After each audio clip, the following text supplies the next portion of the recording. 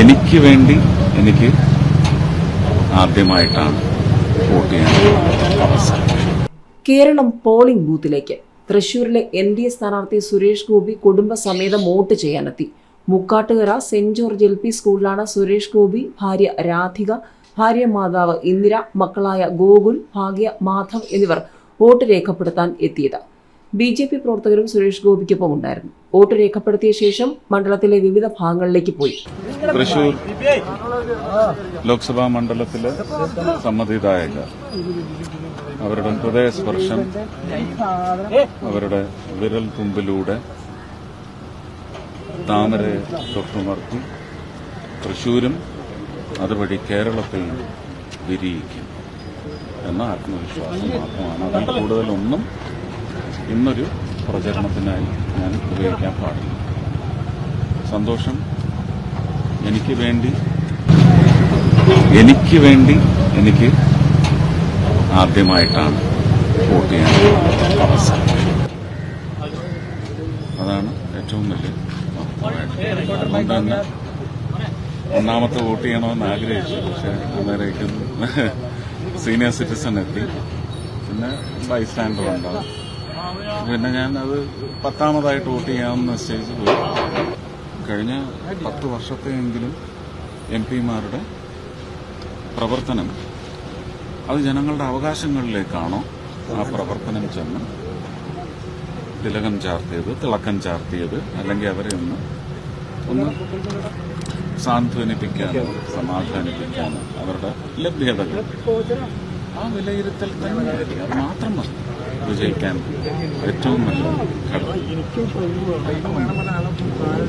10 വർഷത്തെ MP-യുടെ duty, MP-യുടെ responsibility അത് ജനങ്ങളുടെ പക്ഷത്ത് എത്ര അത് വിലയിരുത്തിയാൽ മതി. അതുതന്നെയാണ് വിജയസാധ്യതയുടെ വലിപ്പവും. അതിന് ദിവസം ജനങ്ങൾ സഹിക്കേണ്ടി വരുന്നു ഈ ഒച്ചയും. ഇത്രയും ദിവസം സമ്പർക്കമെന്ന് പറഞ്ഞ് എത്ര പാർട്ടിക്കാരാണ് കയറിയിറങ്ങുന്നത് വീടുകളിൽ? എത്ര ചെലവാണ് അധികരിച്ചു പോകുന്നത്? 95 അല്ലെങ്കിൽ 97 ലക്ഷമേ ചെലവാക്കൂ എന്ന് പറയുന്നു. ചെലവാക്കാവൂ എന്ന് കർശന നിർദ്ദേശം. എന്നിട്ട് ഇങ്ങനെ വലിച്ചു നീട്ടിക്കൊണ്ടുപോയി വെച്ചാൽ അത് വലിയ എന്താണ് ഒരു ജക്സ്റ്റപോസിഷൻ. ഒരിക്കലും ആ രണ്ടഭിപ്രായവും കൂടെ ചേർത്തില്ല. പാർട്ടിയുടെ ഒരു പൊതു വിലയിരുത്തൽ എങ്ങനെയാണ് ഈ മണ്ഡലത്തിന്റെ സ്വഭാവം വെച്ചിട്ട്? ഈ മണ്ഡലത്തിന്റെ അല്ല, അവര് പാർട്ടിയുടെ വിലയിരുത്തലല്ല, അവരുടെ നിശ്ചയം തൃശൂർ വഴി അതുപോലെയുള്ള കേരളത്തിലെ മറ്റ് ലോക്സഭാ മണ്ഡലങ്ങൾ വഴി അവർക്ക് നേരിട്ട് അവരുടെ പാർട്ടിയുടെ പ്രതിനിധികൾ ജനങ്ങളുടെ പ്രതിനിധികളാവണം. അവർ വഴി കുറച്ചുകൂടി കാര്യക്ഷമമാണ്. പദ്ധതികൾ ഓരോന്നായിട്ടെടുത്തു. കേരളത്തിൽ മാത്രം എന്തുകൊണ്ട് മുദ്ര എടുത്തു? കേരളത്തിൽ മാത്രം എന്തുകൊണ്ട് നമ്പേഴ്സ് പറയുന്നു? അപ്പോൾ BJP-യുടെ ഗവർണൻസിന്റെ ഒരു തീരുമാനം കുറച്ചുകൂടി കാര്യക്ഷമം. അതുകൊണ്ടാണ് ഞാൻ പറഞ്ഞ കഴിഞ്ഞ 10 വർഷത്തെ മോദി അതിന് മുമ്പുള്ള ഞാൻ വിലയിരുത്താൻ പറഞ്ഞിട്ടില്ല. അതും കൂടെ വേണമെന്ന് വിലയിരുത്തിക്കോളാം. അപ്പോൾ ആ മോദി ഗവർണൻസിന്റെ പൂർണ്ണമായ വിനിയോഗം അർഹരായ ജനതയ്ക്ക് എത്തിച്ചു കൊടുക്കുന്നതിന് ഈ 20 MP-മാർക്കും കഴിഞ്ഞ 5 വർഷം സാധിച്ചില്ല. അതിന് മുന്നലത്തെ 5 വർഷവും സാധിച്ചില്ല.